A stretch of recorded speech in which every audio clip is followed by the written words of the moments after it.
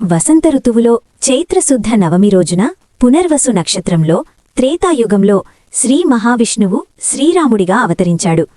అయోధ్యలో రాజు దశరథుడు పుత్రసంతానం కోసం మహాయజ్ఞం చేశాడు. దేవతల అనుగ్రహంతో శ్రీరాముడు జన్మించాడు. మధ్యాహ్నం 12 గంటల వేళలో కౌసల్యాదేవికి దివ్యకాంతితో శ్రీరాముడు జన్మించాడు. అయోధ్య అంతా ఆనందంతో నిండిపోయింది. శ్రీరాముడు పెరిగి ధర్మవంతుడైన యువరాజుగా మారాడు. ఆయన సత్యం, ధర్మం, కరుణకు ప్రతీకగా నిలిచాడు.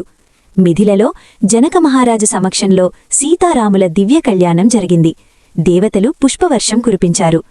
14 సంవత్సరాల అరణ్యవాసానికి శ్రీరాముడు, సీత, లక్ష్మణులతో అడవికి వెళ్లాడు. అధర్మాన్ని నాశనం చేయడానికి శ్రీరాముడు రావణుడిని యుద్ధంలో సంహరించాడు. ధర్మం గెలిచింది. అరణ్యవాసం తర్వాత శ్రీరాముడు సీతా సమేతంగా అయోధ్యకు వచ్చి పట్టాభిషిక్తుడయ్యాడు.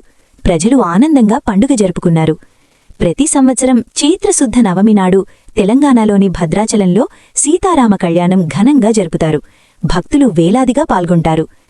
శ్రీరామనవమి మనకు చెబుతోంది, ధర్మం ఎప్పుడూ గెలుస్తుంది, సత్యం ఎప్పుడూ నిలుస్తుంది. శ్రీరాముని మార్గమే శ్రేష్టమైన మార్గం. ధన్యవాదాలు.